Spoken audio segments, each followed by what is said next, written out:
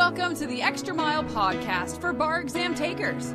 There are no traffic jams along the Extra Mile when you're studying for your bar exam. And now, your host, Jackson Mummy, owner of the Celebration Bar Review. Well, hey, everybody. Welcome to the Extra Mile podcast for bar exam takers. This is your host, Jackson Mummy. I'm glad to be with you. Hope everyone is doing well, although I suspect as this episode is being released at about somewhere around 50 plus days or so to the exam, that many of you are feeling pretty stressed out. And that's why today's episode is titled, Why Your Studies Seem So Bad and Why It'll Get Better. And so I hope you'll stick around for that message. If you're taking the bar exam in July 2019, we've got some good news for you, and we'll help try and explain why you might be feeling not great about your studies going into this week. So please stick around for that message. If this is your first time with us on the podcast, I want to welcome you. We're glad to have you with us. We come to you every week about this same time to talk about all things bar exam related, and we're glad to have you here. We offer our podcasts in two different formats, in video and audio. If you'd like to watch the video, just go to celebrationbarreview.com/256. That's the episode number, and you can find it there along with the show notes. If you prefer to listen to your podcast, you can do that on Apple iTunes, on iHeart, on Spotify, and on radio.com, as well as lots of other places. And please check that out, and the show notes are there as well.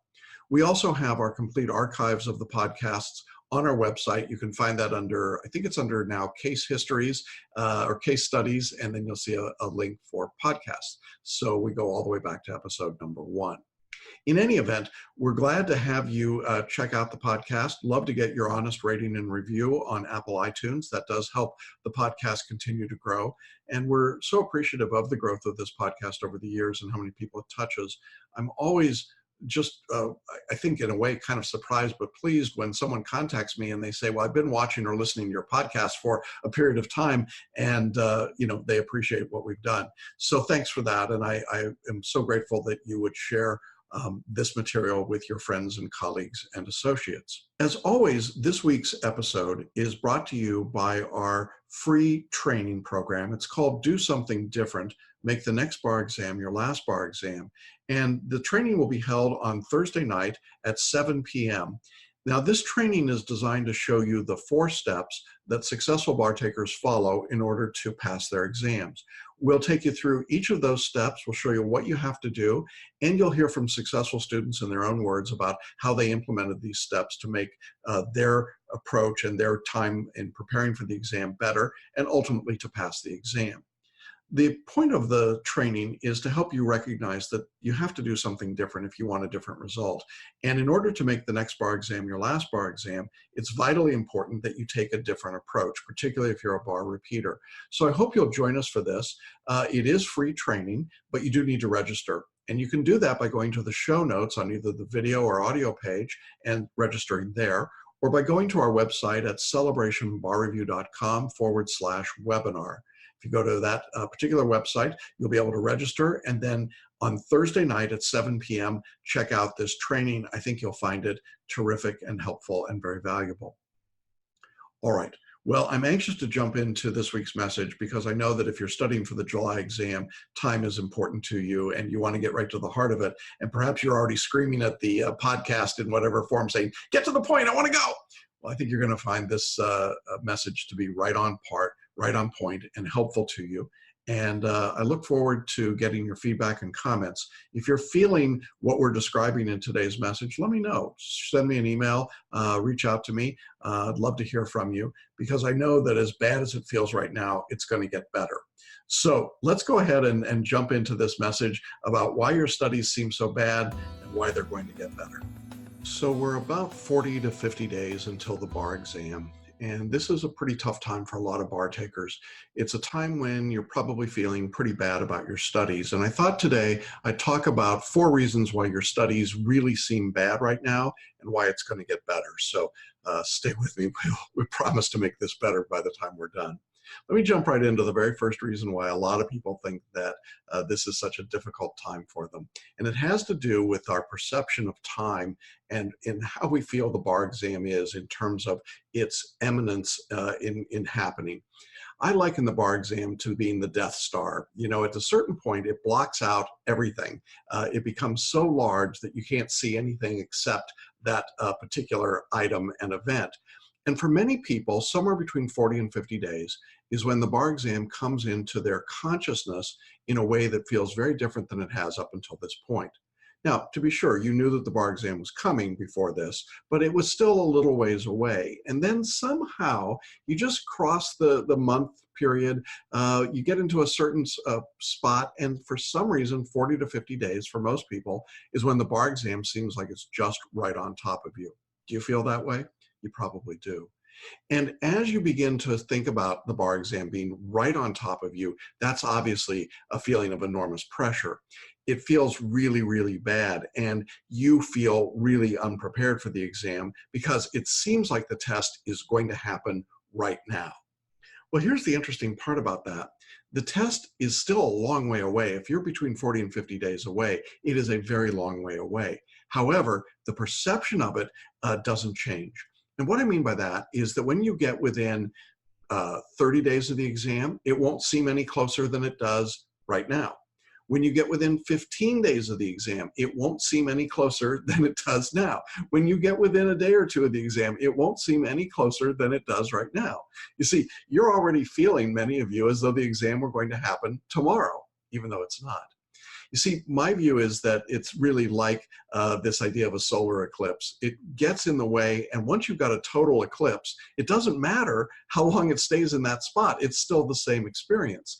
And so for many bar takers, they get this moment in which the bar exam eclipses everything. It blocks out any other vision. You can't see anything, do anything, think about anything that's not bar exam related. And that is really, really problematic because it's just coming at you, for most people, kind of out of left field. I mean, you knew the exam was out there, but suddenly, wham, it is there, and there's no ignoring it or getting around it. I think the examiners do some things that make that even worse. They send out the character and fitness checks. They send out the tickets or selecting your location. There's certainly more written than online. There's a lot more activity around the bar exam. And so as a result, this is the period for most people when the exam goes from being something out in the future to being something that's right now, and it's going to happen right at this moment. But what I want you to understand, and the good news about this first point, is that while the bar exam eclipses your vision and it's a total blackout right now, it will not seem any closer than this or any worse than this when we get closer to the exam. In other words, you've now hit the point where the exam is about as close to you as it's going to feel all the way up until the end. And you might be saying to yourself, oh, great, thanks. So now I can look forward to this miserable feeling for 50 days. No, not at all. It's that you become used to it. It becomes something that's just part of your world, like a pain that you get, and the pain stays with you for a while, and you just come to understand it. Doesn't mean you like it, but it's there and you're used to it. So I guess what I'm saying in all these different analogies is, yeah, it's bad, but it's not going to get worse in this respect between now and the exam. No matter how many real days there are to the test, it's going to feel about the same. The second reason that your studies seem bad is related to the first, and that is that right now at 40 to 50 days, for most people, your skill level isn't very mature. And what I mean by that is that for most people, you are still learning pretty dramatically, even being exposed to subjects for the first time.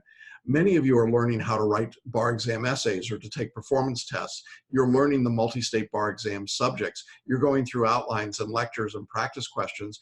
And the truth is, you still have a long way to go to improve your work to make it a passing level. And if you're feeling like my work has to be passing today, it's only because the bar exam seems like it's imminent, like it's going to happen tomorrow. But as we said, it's not going to happen tomorrow. Nonetheless, it feels like you should be ready for it, and you're not.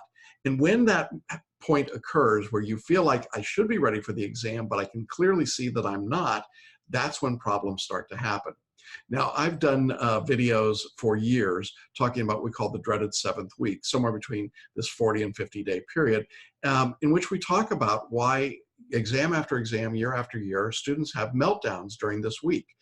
They tend to have fights with family members. They get into more fender benders. They throw more temper tantrums at Starbucks. They get into arguments with their bosses. They scream at their bar exam mentors. They hit small children and pets. I mean, whatever's in their way, they just rip through them. They're sort of like the Incredible Hulk. And the problem is that it's a measurable event. We see it coming every year. It happens every year, and then it goes away. Why does it go away? Well, after you get past this point where the disconnect between the existence of the exam, the date of the exam, and the way that you feel about being prepared for it, all that's going to happen from here is that your preparation level will increase. You'll get higher and higher and better at what you do. You'll be more effective in the multi-state. You'll be better at writing essays and performance tests. As you do that, it reduces the tension between what you're thinking that you have to do to be successful on the exam and the exam itself. In other words, as we get closer, what really changes is your performance, even though, as we said in point number 1, the exam doesn't feel any closer than it did before. That reduces the pressure, it takes it off. But there's something about this spot between 40 and 50 days. When the exam has come into your vision, it's now very real, and you realize at the same moment that you're just not ready for it. And that's okay. That's perfectly normal. You shouldn't be ready for the exam 40 or 50 days out. It would be great if you were, but I can tell you after doing this for many years that most everyone is still a long way away from being ready. Now you might say, but I've only got X number of days until the exam. How will I learn it all and know it all and get it all done? Well, the honest answer is you won't get it all done and you won't know it all. But I think there's a more compelling answer, and that is, think about the number of days from the time you're watching this video until your bar exam. Let's say that it's 40 days. Now go back in time 40 days ago. Think about your work and your performance 40 days ago. Now, I suspect that many of you won't even be able to remember what you were doing 40 days ago. It will seem so far in the past. For those who do remember, if you look at your work from 40 days ago, you'll see that it's typically much less formed, much less effective. Your knowledge of the law was much lower than it is today. My point is that if you've made all the progress in the last 40 days, why would you assume that you would not make progress in the next 40 days? Most people don't plateau at this point. In fact, almost no one plateaus at this point. And so you can expect to improve over the next period of days, whether it's 40 days or 50 days or whatever the number might be. When I do this exercise with my students and I ask them to go back the number of days until the exam backwards in time, most of them literally cannot remember what they were doing. And they say to me, well, that was so long ago. Well, yeah, if it was so long ago, why isn't it the same amount of time going forward? There's something about the way the human brain works, looking forward versus looking backward. It's really perverse, but it causes a lot of problems for students at this particular stage. So I think you should take an objective evaluation of your work. You should compare it to what you were doing that number of days ago and see if there's improvement. Almost invariably there will be, and that should give you some encouragement and help you get through this particular period in which it feels like you're just not there. I also think it's a good idea to evaluate your progress. Am I making progress? Am I learning to do things better? Can I write a more effective performance test? Can I do better essays? Am I getting more multiple choice questions correct? Do I know more law? Have I made better notes or mind maps, whatever it is that you're doing in order to prepare and improve? And if you can say that, I think that's a good sign. Now, I also recognize that for many people in a big box bar review, you're only a few days into your course, and so you're just beginning to get started. And that's a little terrifying, but if you think back then, that number of days ago, you weren't even thinking about the bar, and so here you are. So you're making progress as well. So don't worry so much about what your skill level is today. It's going to get better when you get closer to the exam, and as it gets better, your tension and your pressure and stress will actually be relieved, because again, the bar exam won't seem any closer next week than it does this week. Trust me on that one. All right, the third reason that your studies seem so bad right now is that many of you overestimate your skill level coming in and you overcommit yourselves. And what I mean by that is that a lot of people are pretty cocky about what they can do. It makes sense. We were good. We were successful in the LSAT. We were successful in law school. We were successful getting out of law school. We are successful attorneys in practice. It's what we do. We are successful people. And so we just assume that we're going to be successful on the bar exam. Now, I have to say, in the last 5 or 6 years, I see a whole lot less of this than I did many years ago. There was certainly a time when most people expected to pass the bar exam on their first try. Today, statistically, most people will not pass. They'll fail nationally across all of the different demographic groups. And so I think there's a growing realization that it may take 2 or 3 or 4 tries to get through the bar exam. And so there's not quite the amount of cockiness that we used to have. Still, I think a lot of particularly first-time bar takers overestimate their skill level. They think, well, I did really well in law school, I should do really well on the bar exam. You know, it doesn't correlate quite the same way. It's a different set of skills. And so once you start getting into the study for the bar, you may begin to realize at this point, 40 to 50 days, that you have really misanalyzed the situation, that what you were so good at doing in law school doesn't seem to be helping you all that much when it comes to the bar exam. And it's a really bad feeling. It feels like you're sinking all of a sudden, like a lead weight is attached to your foot, and you're just going down really fast. You know, this sense of overestimation is pretty common. And if you find yourself thinking right now, wow, I thought I'd be ready to do this, but I really don't feel it, then take heart. It's a pretty common reaction.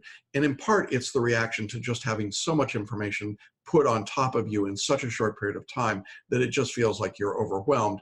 And you'll be able to handle it. You'll get used to the pattern and the ability to take care of it. I recommend to my students, as an example, that they listen to my lectures at regular speed once, but the second time they listen to a lecture, to go ahead and speed it up to 1.5 or 2 times. Maybe you've had that experience where you're listening to an audible audiobook and you want to go through it quickly and you turn the speed up. And for the first few minutes, it seems almost inaudible to you, like you can't understand it. And then you notice that your brain starts to adjust and can listen at that speed, and you're okay. And it seems perfectly normal to you. And by the end of the book, it feels like you're just listening at regular speed. I think that's a pretty good analogy for what happens to bar takers who have overestimated their skill set. This comes at you hard and fast at the beginning, and it takes a while to get adjusted to the way you're learning now. You don't have 18 weeks of a law school semester to learn the material. And so you've got to go much faster. And so it feels different. Now, compounding this problem is the sense of overcommitting. You know, when people feel overqualified or overestimate their ability, they tend to take on more than they should. And so I talk to a lot of bar takers who tell me about everything else that's going on in their lives, their jobs, their families, their community involvement. And all of these are good and all of them are important. But the reality is that at 40 to 50 days out, the bar exam's got to be pretty high on your priority list. Unless you've been studying for 6 months or more, as we suggest, you're probably at a point where you're now studying pretty close to full time all the time. But if on top of that, you're trying to run a law practice, or you're trying to take care of a bunch of young children, or you are doing both of those, or you've got, you're president of the PTSA, then the reality is that something's going to give, and it's going to be very difficult for you to be successful on the exam. And this is often the time, 40 to 50 days, when bar takers realize that they've just overcommitted. They've just taken on too much. They've thought to themselves, I can study while the baby's sleeping, but suddenly the baby isn't sleeping so much. And the reality is that you may have to start taking better care of yourself, using some self-care. Being willing to say no to other people. No, I can't do that. No, I can't take the kids to all of the events. Or saying, I need some help with childcare, or I need some help here at work. I need some time off of work, or I need some additional people to work with me on this project. Your employers will use you up, frankly, until you say no. And I'm surprised at how often it's difficult for people to say no to their employer at this point. But then they do so and they go, oh, the boss said, well, sure, they understood. They were just really surprised I was willing to put in all these hours at work when I was studying for the bar. You think? Sometimes you just got to reach up and speak out for yourself and say, I just can't do that. I can't meet that time frame. I can't do that particular project and study for the bar and be successful. Now, clearly, there are some employers that would prefer you failed the bar exam, and so you got to be careful in those situations. But generally speaking, I find that most people want to be supportive. They just don't know what you need. And bar takers at this stage tend to become very self-absorbed. They don't tell other people in their world what they need. I need help with the kids. I need help cleaning the house. I need help at work. I need help with PTA, whatever it might be. And as you get into that mode of asking for help, you begin to realize there's a bigger world out there and it'll be okay. You'll get past this point in time, but you have to be able to speak up for yourself. So if you've overestimated your ability and or overcommitted yourself when it comes to time, this is the moment when those two collide and it's not pretty. And for a lot of people, it just becomes overwhelming. We have a paraliminal recording that we suggest to people. It's called Overcoming Overwhelm. It's a 20-minute recording, and it's great at helping you prioritize and sort out and realize that there's enough time to do the things that are priorities on your list. But I will say this, the bar exam has become too difficult. You can't study for the bar on a minimal basis and expect to pass anymore. And so you've got to make it a priority, at least from this point, for the next 40 or 50 days. And I think if you're not making it a priority, then you're really setting yourself up for failure. And that's not a predictive statement. It's just a statement of reality right now. The people that pass are the people that really throw themselves into their studies. And I think if you're not doing that, you're liable to have some difficulty on the test. So say no, use some self-care, speak up for yourself, ask for help. Those are all ways you can reduce that pressure and tension. And then the fourth reason that a lot of people find that their bar studies seem so bad is, quite frankly, they've picked the wrong bar review course or the wrong methodology in order to study. And it suddenly becomes quite apparent to you that you are on a train that's going nowhere fast, or a boat that's sinking, or pick your analogy, but it's not good. And that is a horrible feeling. I hear from bar students in other courses at this point at a very, very high rate. Lots of people contact me by email to set up calls. I get lots of messages online, people saying, oh my God, I'm in a big box bar review, and it suddenly has dawned on me that the choice I made in my first year of law school might not have been the smartest thing. It's not supportive of the way I study or the way I learn. I thought that bar review would be something different, and here I am sitting in a room watching a video with a group of other bar students who are just as lost as I am. I really feel badly when that happens to people, and I recognize that for a lot of folks, sitting in the big box bar review is really a very frustrating experience. Now, I know that lots of people take those courses, and some of them pass. Not all of them, not even a majority of them. Some of them pass.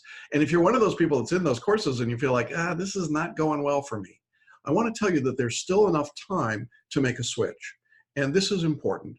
40 to 50 days is enough time to make a dramatic change in the way you're studying. Now, there is something called the sunk cost fallacy that I think we have to talk about. And that is the individual that says, but I already paid X thousands of dollars for filling the name of your favorite big box bar review. That's true. But if you fail the exam, that cost is going to seem pretty minimal to you down the road. And ultimately, you are going to end up paying for a course that does what you want it to do. Now, we're not the only alternative out there, although I think after 30 years, we're probably the best alternative to the big box bar reviews. But I think it's important to recognize that you can make the switch and be successful. And one of the reasons that that can happen, particularly with our course, is that we don't require or need you to spend 500 or 600 hours getting ready for the bar exam. In fact, most of our students study 250 to 300 hours. And if you break that down, if you switch right now, it's about 5 hours a day of study. That's manageable for most people. And the reality is that lots of people switch at this point, come into our course, and they're successful. It can be done. The beauty of a course that's built on spaced repetition, and repetition as a learning style like ours, versus a memorization cram course, which is what the big box courses do, is dramatic. You won't be spending your time making flashcards or reciting outlines or memorizing mnemonics. That's a waste of time, and you'll discover that. And many people already a week or two into their big box course realize this is not for me, it doesn't work, it's not making sense to me. If you feel that way, I really want to invite you to reach out and contact me. There's a link here in this video where you can reach out for a consultation. I'll be glad to talk with you and evaluate honestly whether or not I think we can help you in the time that's remaining.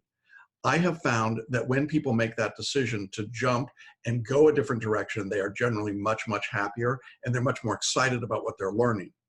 Now, if you decide to stay within the course you're in, then I would suggest that you look at this point. If you feel like the course is not working for you, look at what else you can add to it. What additional services or skills or tools can be added to make the course work most effectively. When we have a student in our course that tells me that they're struggling at this stage, I often recommend to them that they consider photo reading as a way to read faster.